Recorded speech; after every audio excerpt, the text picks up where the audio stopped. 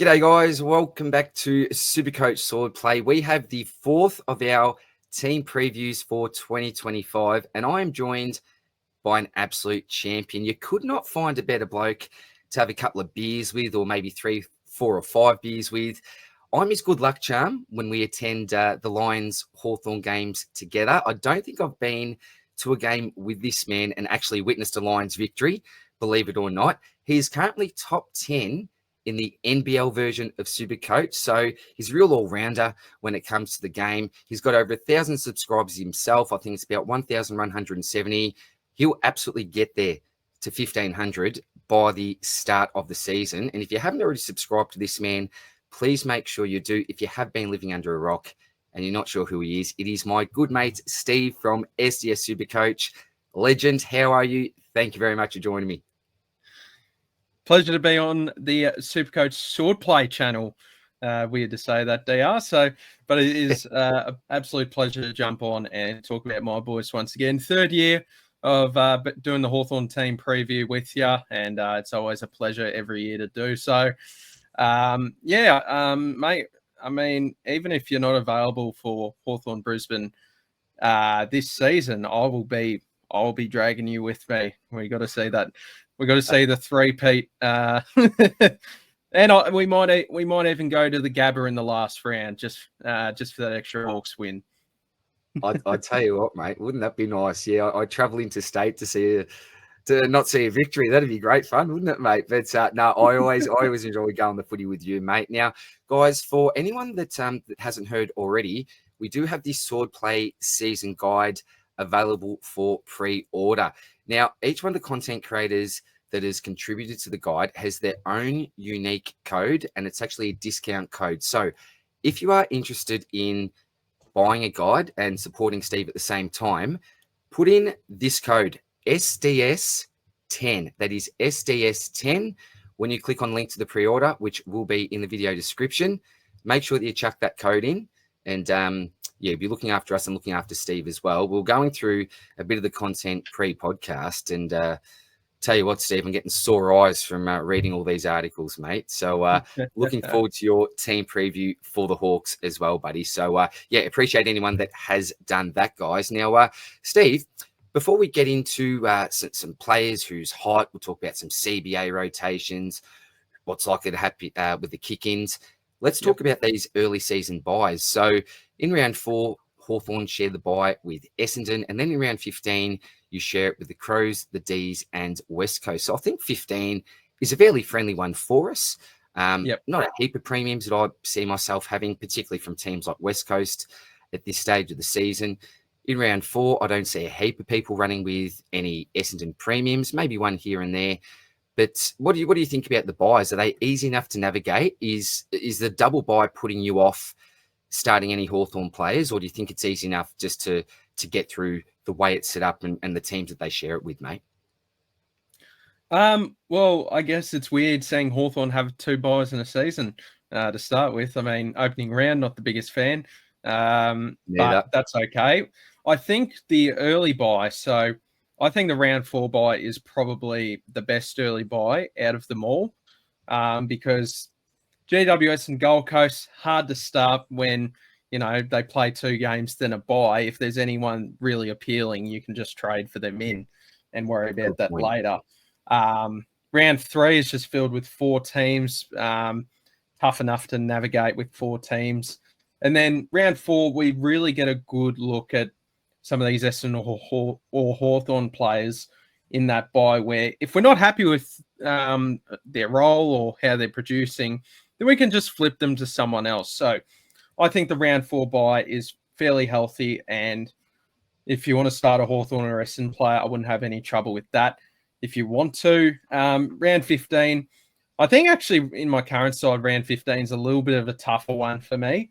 But again, I'm personally one of those people that don't take mid-season buys into consideration for the starting team. You just cross that bridge when you come to it a few weeks beforehand. So, yeah, I would be starting Hawthorn players with that buy. I don't see any massive troubles with it. Beautiful. And I agree with you, mate. I think you nailed it. If you want any teams from that early season bye, it's probably Hawthorn and definitely the most friendly, mate. All right, buddy.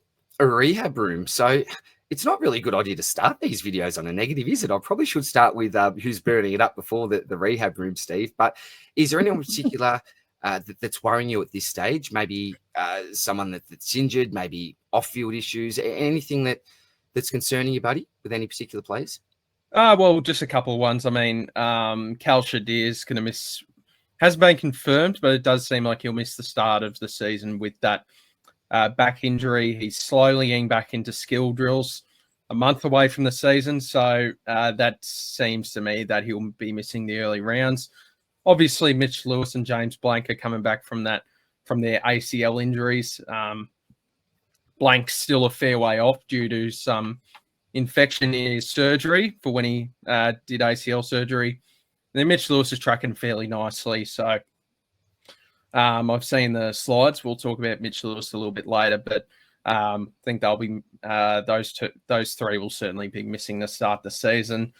I think Sicily's now back in full training from off-season surgery with his shoulder, but he's been back for a couple of weeks now.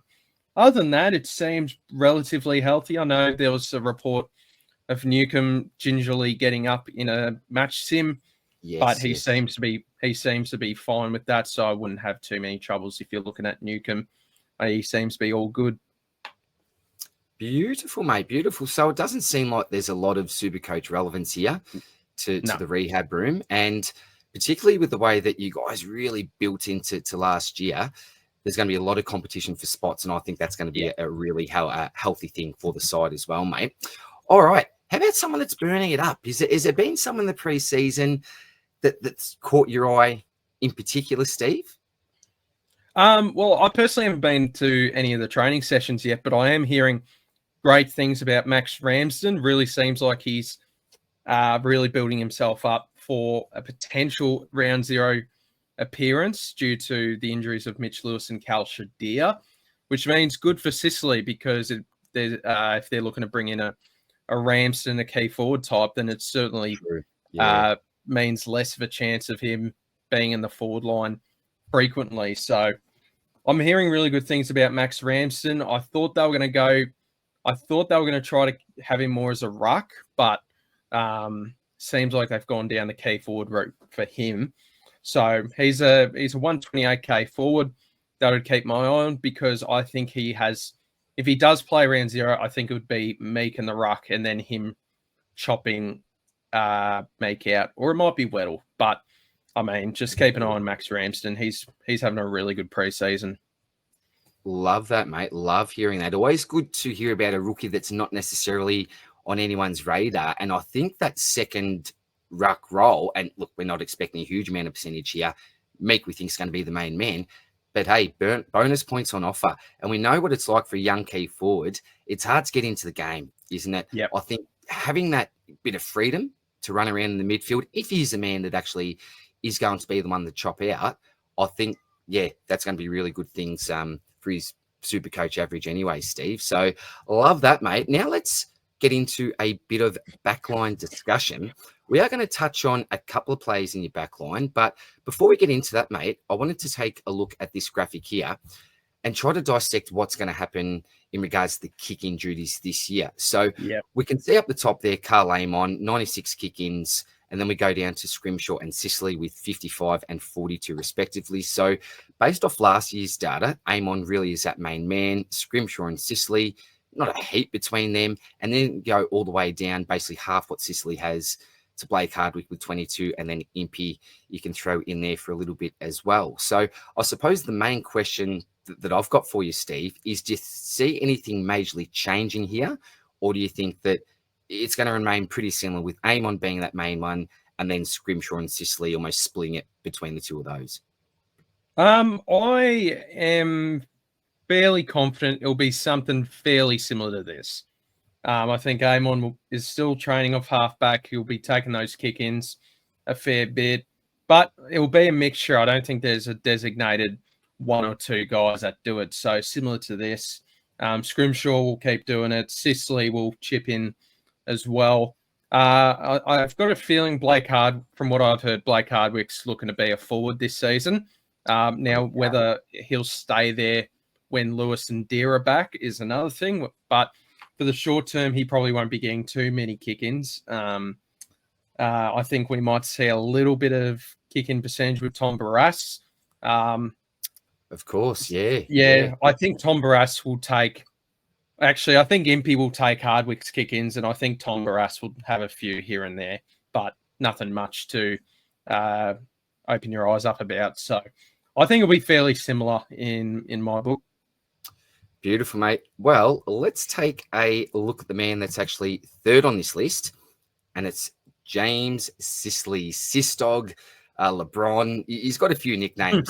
This man. I love someone with the long sleeves as well. I know Clarko's not a fan, but I absolutely love the long sleeves. I think it's because I used to wear the long sleeves because I've got absolute noodle arms, stick arms. I've got Steve. I was a winger, Steve, not too much of a contested man, the old DR. But look, mate, we can look at a couple of the numbers here. So the average from 2024, 98.9. So certainly down on what we know we can actually produce, mate, which means for me, there certainly should be a little bit of meat on the bone here. 6 contested possessions a game. What I really love, and we just talked about or touched on those kick-ins, 100% play-on percentage. So we pretty much know if he's the one to take the kick out, he's going to be playing on, hopefully some points on offer, whether that's a nice long 55 bomb up the line or a nice short target, mate. So I really do like that about Sicily. Currently owned by 7.1% of coaches. So not ultra pod territory, but certainly not a player that lots of people are looking to lock in. Now,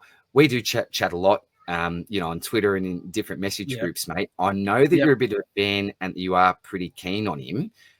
Could you please explain to our wonderful audience why that's the case? And could you alleviate some of our concerns about potentially spending at least some time forward going into 2025? So look, history speaks for itself. When he's been the halfback, he's been outstanding. 98.9 average on one arm is fairly impressive. So there is certainly meat on the bone. I just think we're considering. I guess some people will have different opinions, but for me, I'm struggling to find a lot of defender premiums that I like. So I think just having a bloke like Sicily, where I think there's certainly meat on the bone for him to do better. They brought in Barrass and Battle for him to free up a lot more. So I think that's another reason as well. So the scoring history, the moves over the off season that are going to help Sicily. I assume he's going to have 2 available arms for this coming season as well. So I think the history's there. 30 years old is a good age for scoring where it isn't washed territory just yet. So I do expect now we're going to see the Sicily of old of, what was it, 113 1 year? I'm not sure, but I do think there's scope here for 105, 106 average. The reason the scope's lower than it was back when he was doing 113 is because there's a lot more blokes taking his kicks, his marks, that type of thing. But they're still looking at him as the main guy because he's the main bloke off halfback to unleash the ball up forward. So I'm very keen on him. I was struggling early to be keen on him, but I've heard, blokes like Ramsden could be making his round 0 appearance. I'm hearing Blake Hardwick's actually going forward, not Sicily. So will he spend time forward? I can't rule that out, but I know that when he's coached under Sam Mitchell, if it's a close game, he might spend the last 5 minutes forward. But I think we are going to see him as a defender, where he's gotten in the Australian side as a defender. So they'll probably be playing him in his best position, I would have thought.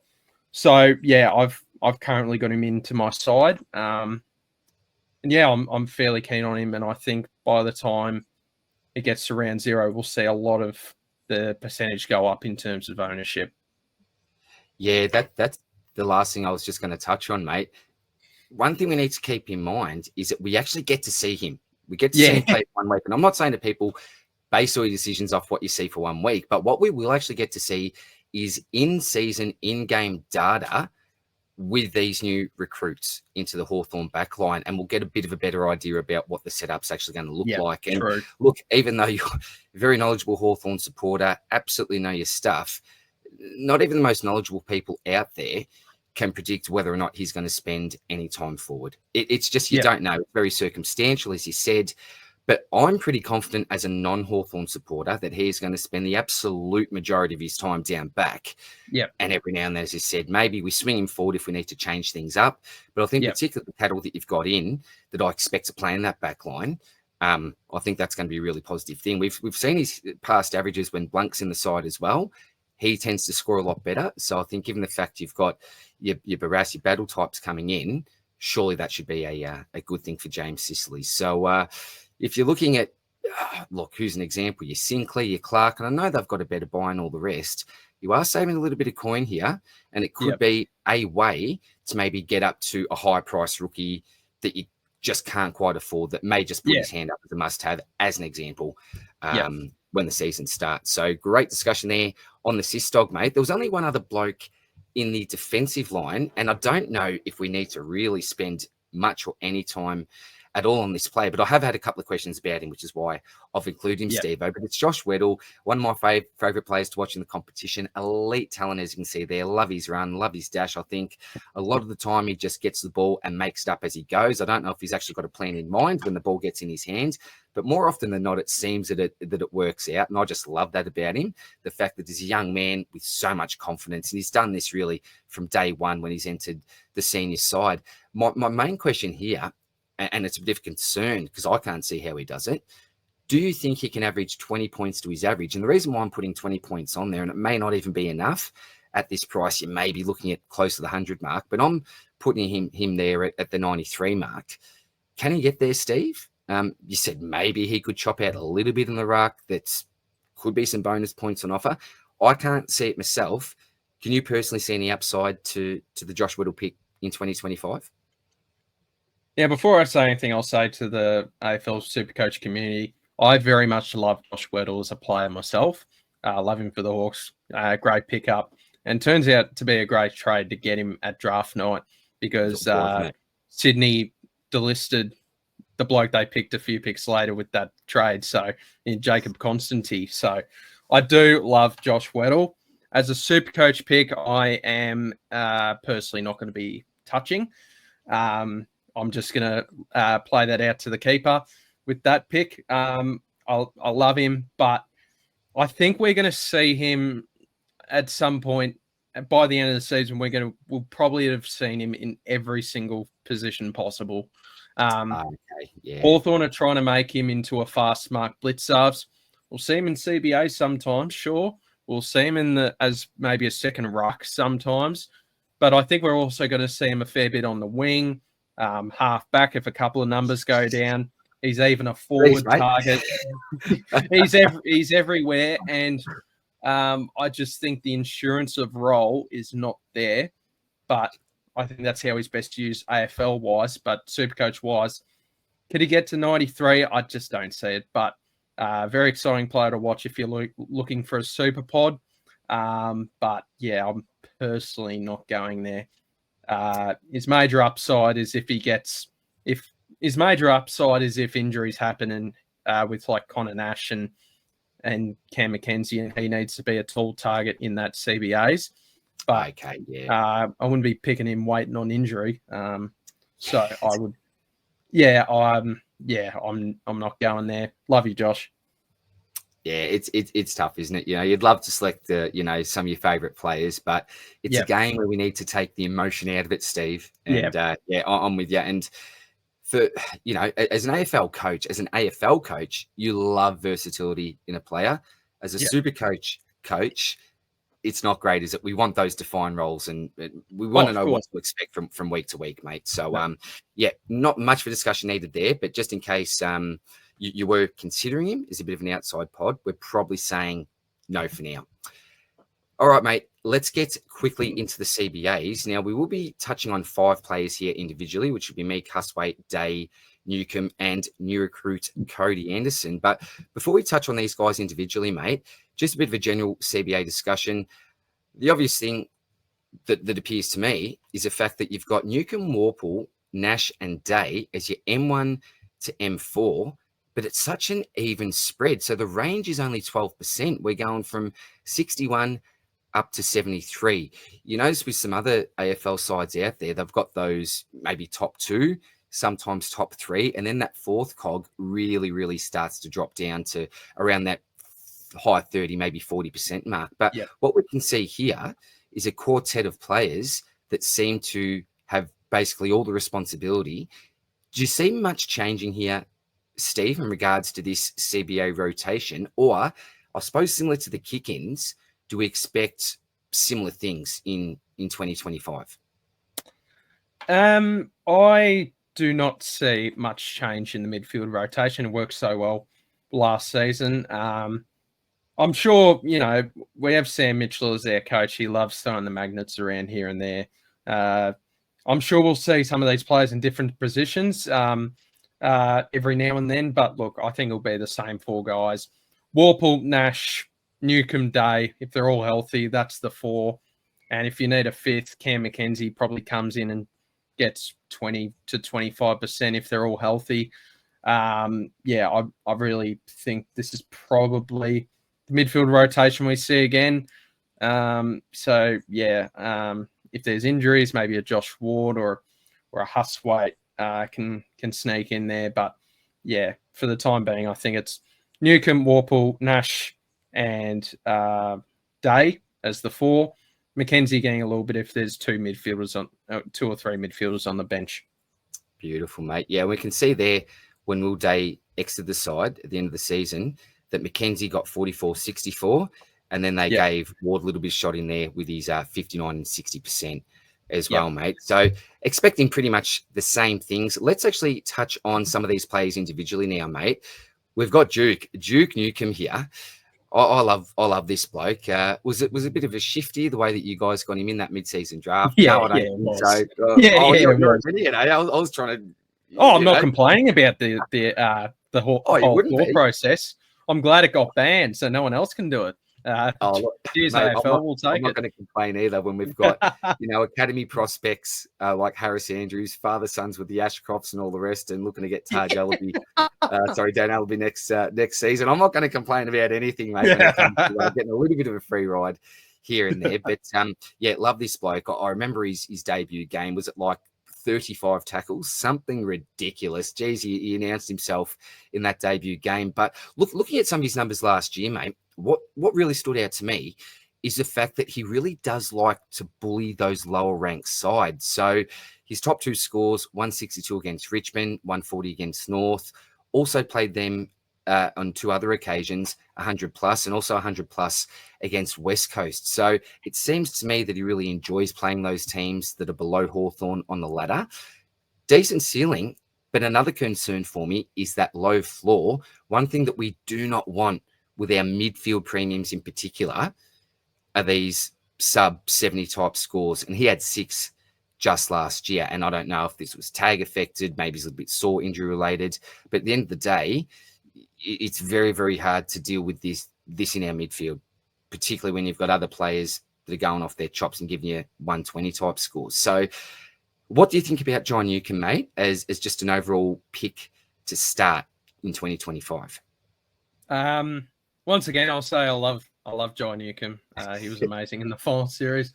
He was probably our best player in the final series. It was good to witness the final series again as a Hawk supporter, but I just think the floor games really, as it should, scare people off. And I think he's just that type of player that he's just a big game player with the way he plays. So there's going to be games where he just, it's just not his day and can turn the ball over. Sometimes a little bit slow to get rid of the ball. So there might be a hole in the ball or 2 in there during games.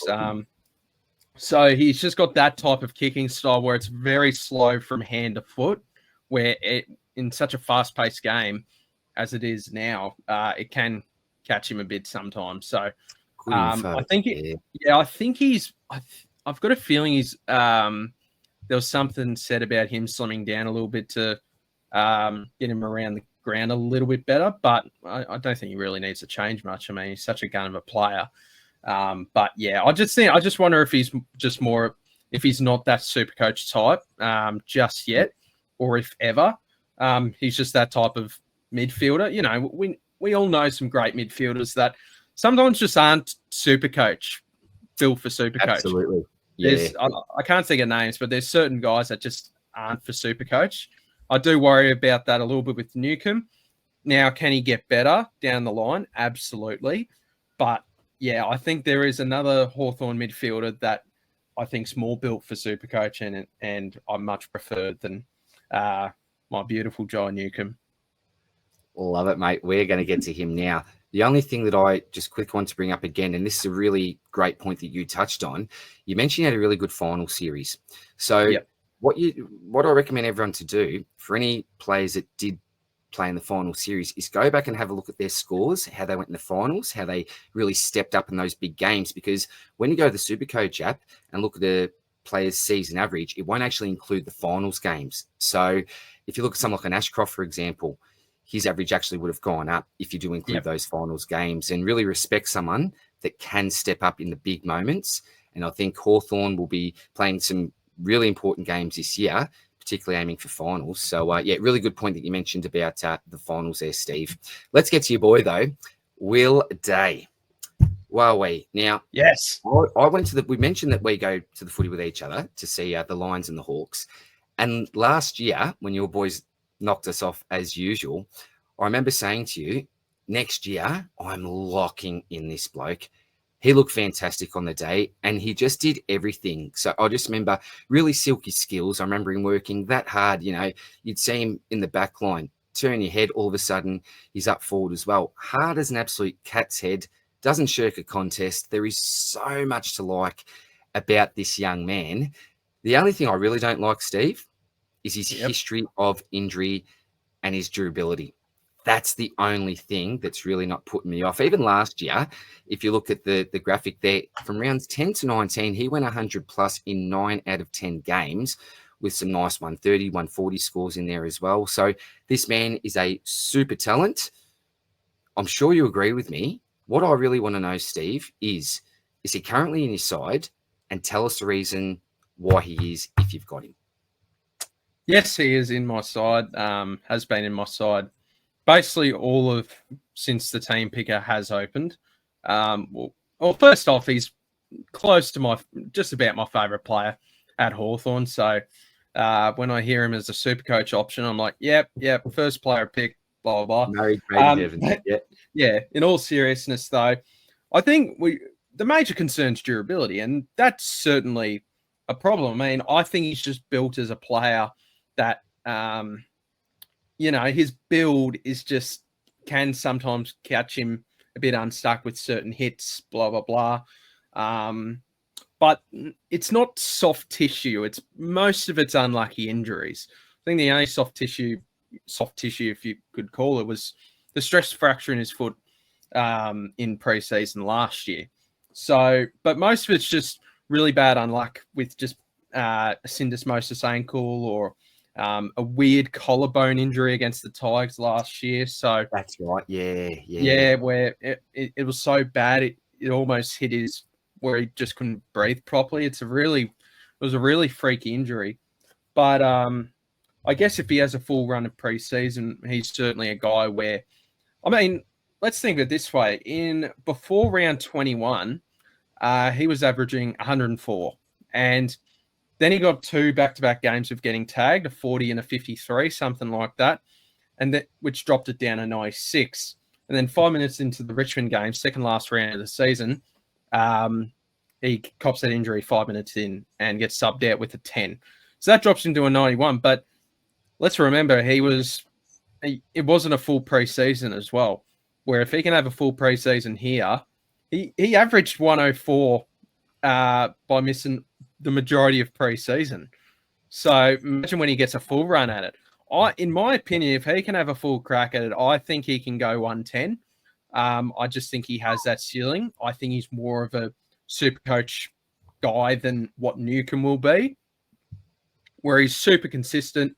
The forward stuff I wouldn't worry about. I think there might be 10 minutes in a quarter randomly where he gets chucked forward or something like that, trying to make him a little bit like Bont, where they're just trying to, they might chuck him full forward just to see how he goes and to give him a rest instead of him going on the bench. So, I love Will Day. I think he's a very good Supercoach option. I think for any AFL fantasy guys out there, I think he's a great AFL fantasy option. So I think he's got the tools where it's built for Supercoach. Great tackler, great at breaking tackles as well. Gets good bunch of the ball, can kick some goals. I just think he has everything about him. Decent disposal efficiency as well. If anything, that's probably the one thing he could clean up, just his kicking. But he's just so exciting to watch. And look, at the end of the day, if we want to go Day, he has a full run of pre-season. He looks good from round 0 to 3, but there is a guy doing better around his price range. Then we can just flip it to him if we're not exactly happy with, if we don't have a chair on our side and he goes 180, 120, 99, 100%. And we prefer that today, then that is a 50K downgrade to get to chair if we're not a massive fan of Day. So I do have him in my side, and if he doesn't get injured, he will continue to be on my side. I guess the only way that could take him to be out of my side would be an injury, or he scores 50 against Sydney. So it's a bit tougher this year talking about Hawthorn, guys, because sometimes in the back of my head I'm thinking none of it all matters really till that Sydney game, but it obviously does matter talking about the history and all that. So, I will be picking Will Day. Love it, mate. That was a really good discussion. There's a couple of things that I really liked about it. What you gave us there was reasons for why there's meat on the bone. And that's what I'm really, really keen for. You talked about a couple of those tag games, that injury game as well. There are a few reasons why we've seen it average at 91.2. And it's not necessarily, in a way, a true reflection of what he actually produced last year. Another great point you made was when we look at injury history and durability, soft tissue is the big red flag.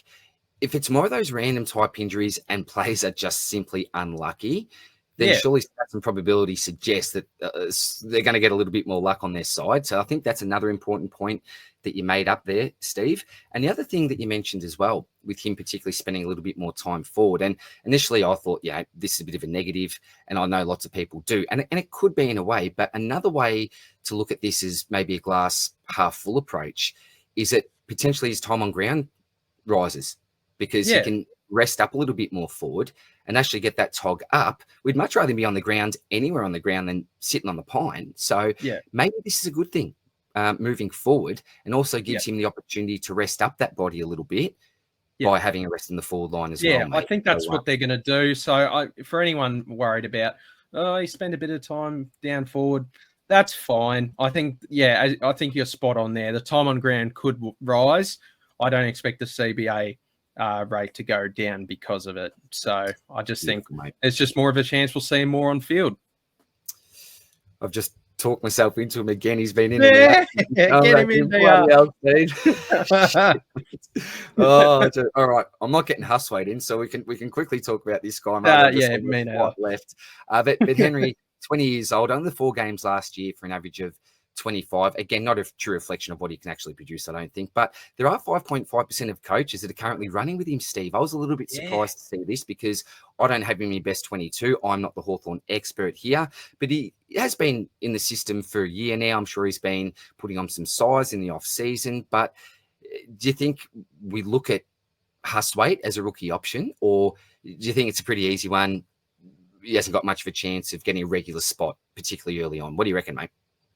Well, just one more thing on Will Day, because you brought up something that I forgot to bring up. He's actually also put on a bit of size as well. So just keep in mind that with Day. So they'll help him forward and also in the midfield to benefit the body with those injuries. All right. Now, the Hustwaite. Now, does he play? No, unless there's injuries. So I think easy. I'm trying to think of the ownership because 5.5%. Surprised me. I can understand the thought process because when he gets a game, he's actually he's actually got potential to be a good scorer in Supercoach. It's just more about whether he'll get in. And as of right now, he's had a decent preseason, but unless 3 of Newcombe, Day, Nash, Warple, Ward, or McKenzie go down, it's hard for him to really break into that side. And he's certainly a guy that we could maybe look at if he wants opportunity elsewhere to be a Supercoach rookie in 2026. But for now, I just find it tough for him to find a spot, which is unlucky because I do really like Henry Hustwaite, but I think it just might have to be another year of him trying to force his way into the side through the VFL. I do rate him. Huge. He's huge. 194, 195 centimeters. Like, didn't really realize he was that big, mate. He's like taller than Cripps or something. So he's a big unit. Just can't quite find him. I just can't see him getting to the side. So I think there will be another rookie that we talk about next that might just be a little bit closer in Cody Anderson. 113,500 mid, 18 years old.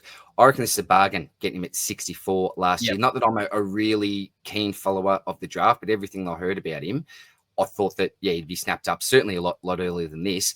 Now, surprisingly, only in 1.4% of sides. I thought that the ownership might be switched around between Hustwaite and Cody Anderson. But I suppose the main question remains, can he break into the best 22? Another one that models his game off Dry Newcombe. I think that's a good sign. And Steve, I'm tempted to select him just because of that hair, to be quite honest. But look, what do you think about this really tough defensively minded midfielder? Is there a chance he gets in early? Or, hey, even better, if he doesn't, could it be potentially a nice downgrade option later on the season if he does come into the side? Oh, yeah. I love Cody Anderson. I watched a few of his highlights. Don't know a super heap about him, but I do like the highlights from what I've seen. There's a little bit of Newcombe about him. I believe he's a Hillsville man, so shout out to any of your subscribers from Hillsville. 18 years old, pick 64. So I think he's gone a little bit lower in the draft because of the just because of the Next Gen Academy that they know that Hawthorn are going to collect him. So 1.4% ownership.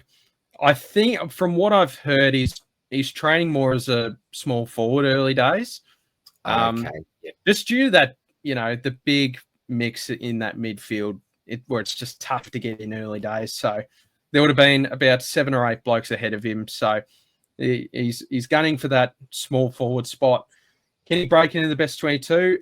Maybe at some point during the season. He certainly could be a downgrade target option, but I guess Hawthorn are in the business to win now after the amazing season I witnessed last year. I think he's really fast, really good tackler.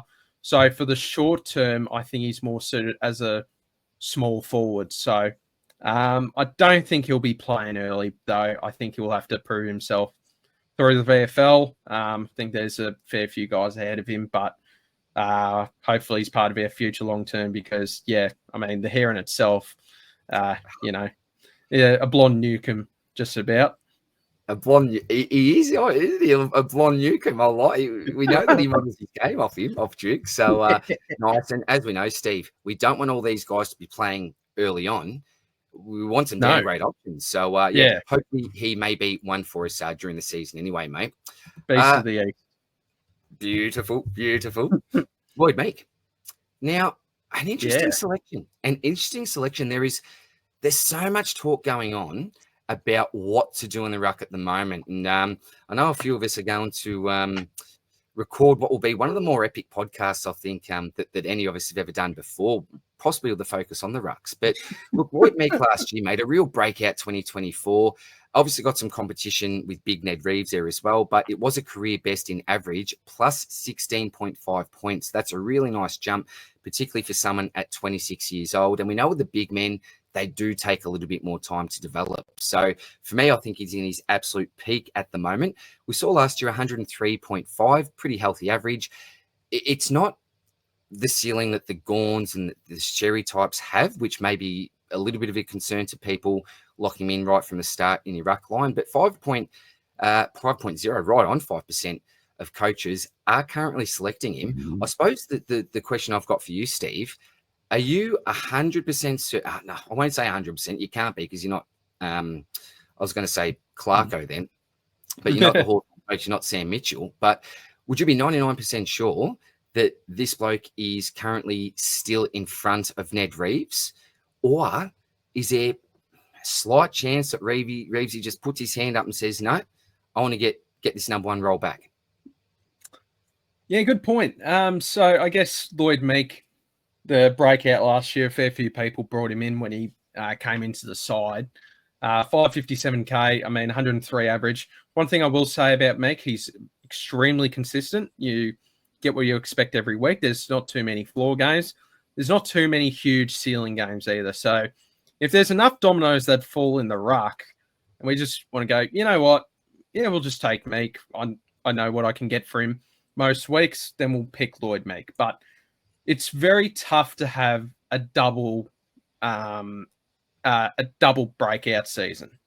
So in my opinion, where I just think 557, 103 average, that's probably what you're getting as well this season. So maybe 105, but it's very tough to do, where sometimes a certain player will break out and then just hover around what they did in their breakout year for a couple of years before taking that next step, if that ever comes.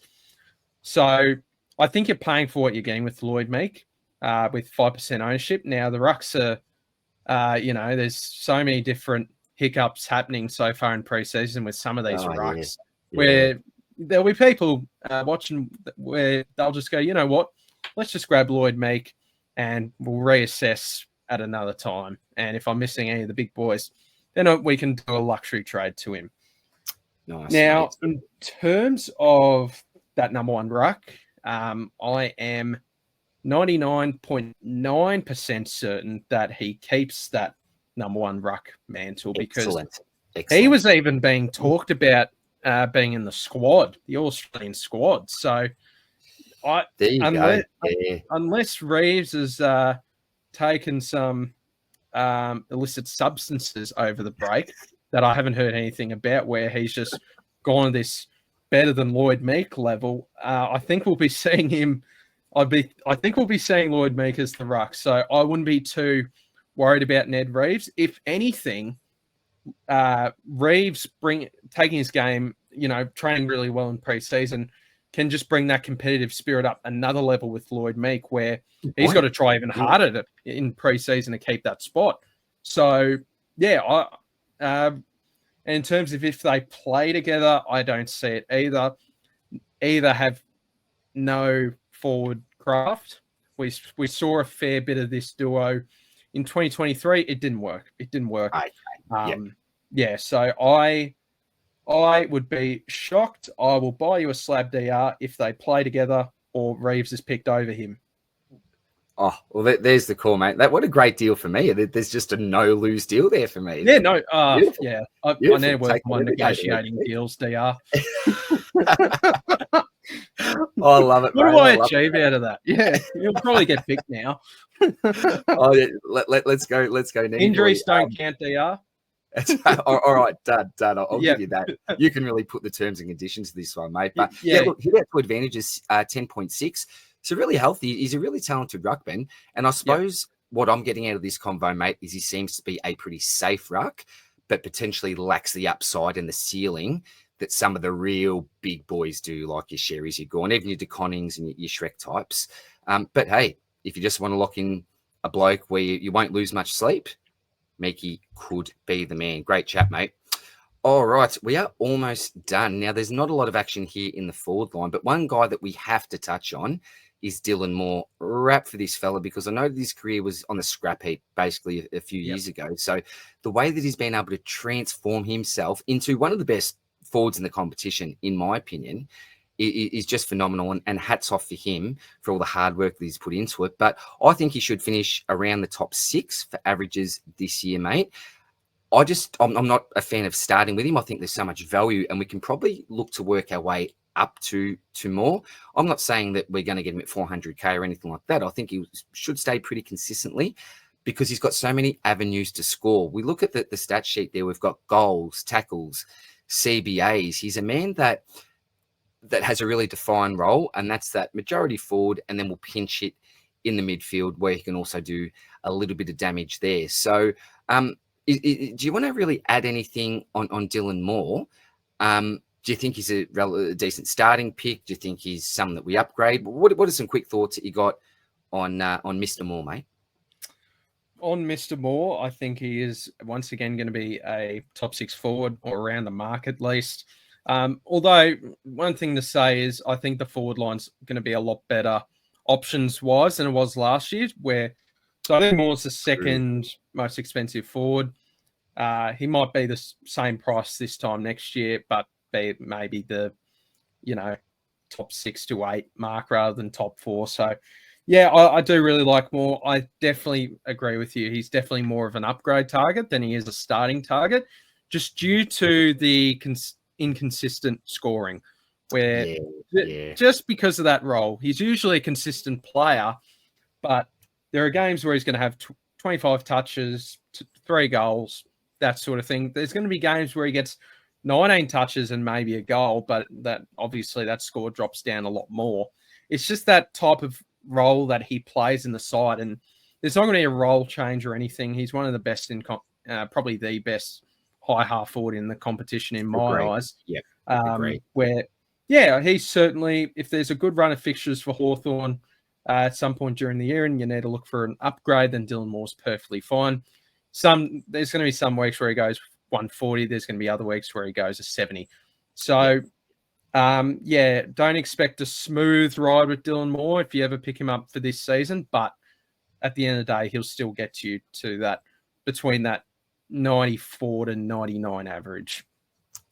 Beautiful, mate. Beautiful. And look, I'm a fan of him. The only frustrating thing for me last year was it seemed like whenever I was coming up against someone that owned him in a head-to-head, he'd go his 140.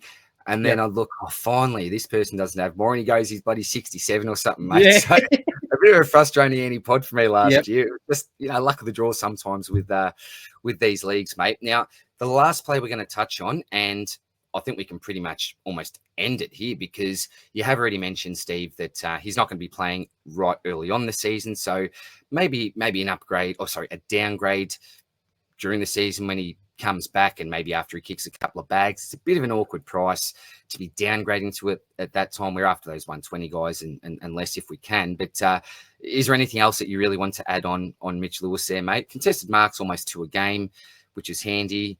I'd love to see that average go up with his goals, but I'm sure that will in time when he's fit. But anything really we need to discuss about him now, or do we just sort of park this until maybe midway in the season when he comes back? Look, he was recently in Philadelphia with James Blank. I forgot if I didn't mention that already, but he's been he went to Philadelphia, America with James Blank for ACL recovery and went to see a specialist with knees and ACLs in Philadelphia. I don't know the bloke's name, but good on him. Shout out to him. And so he's been to a couple of 76ers games and Eagles games over the past week. But I really hope he can just get back on the park. He's one of our most important players, and that forward line I'm a little bit scared with early on without him and Deer. So I just think the price is a bit too much to worry about as a mid-season downgrade, unless there is no one else. And key forwards,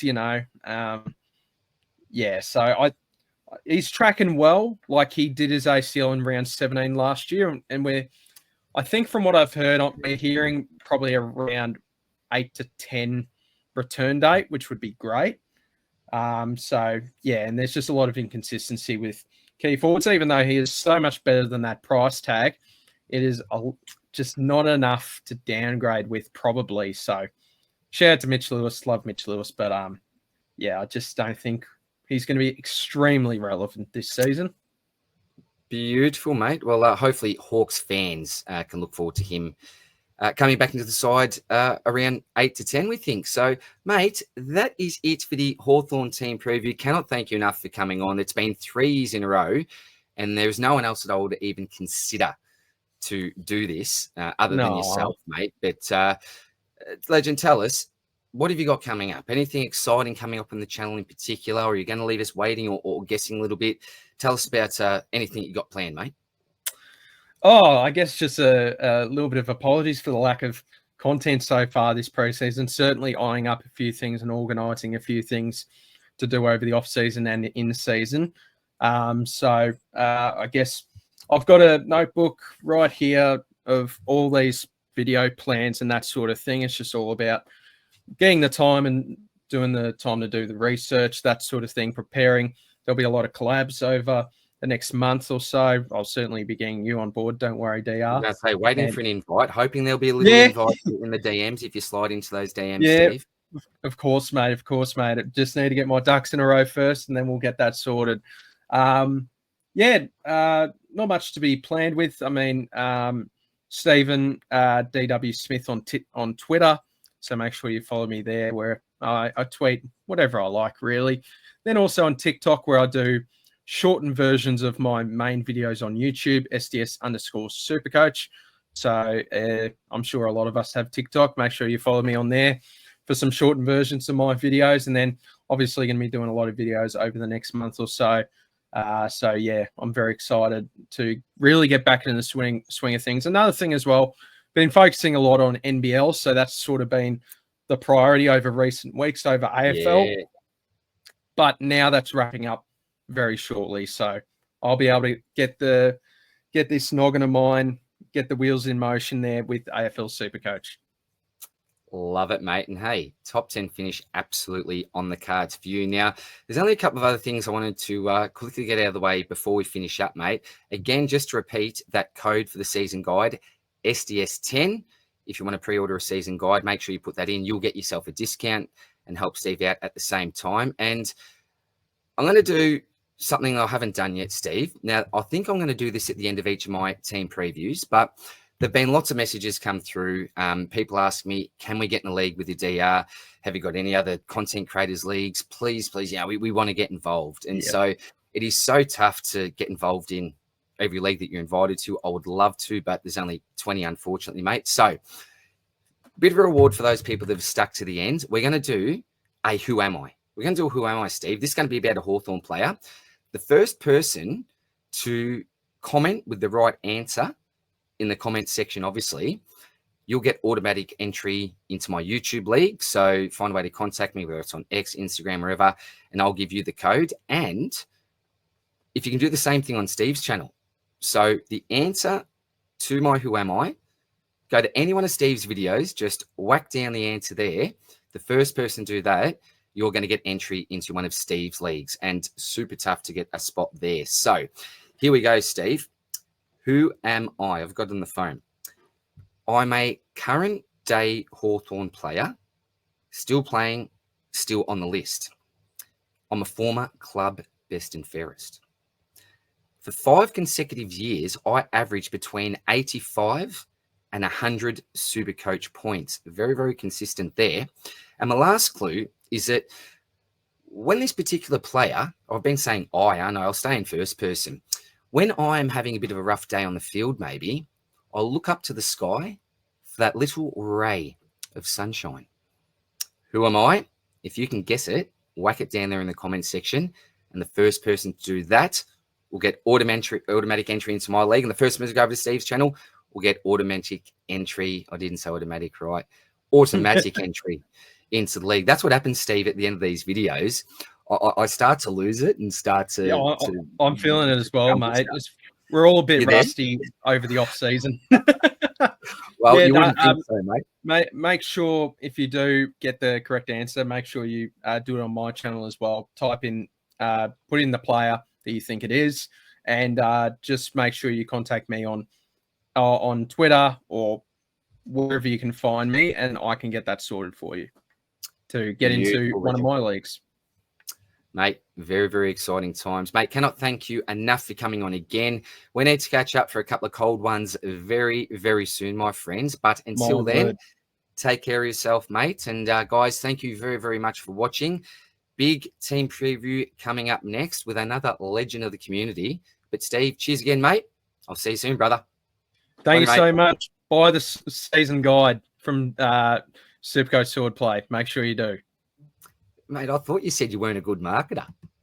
Oh, I'm not very good at it, but it just came to my head. Oh, wait, I've got to actually say something about it. So make sure you do buy the guide. It's got all your favorite content creators on there and myself.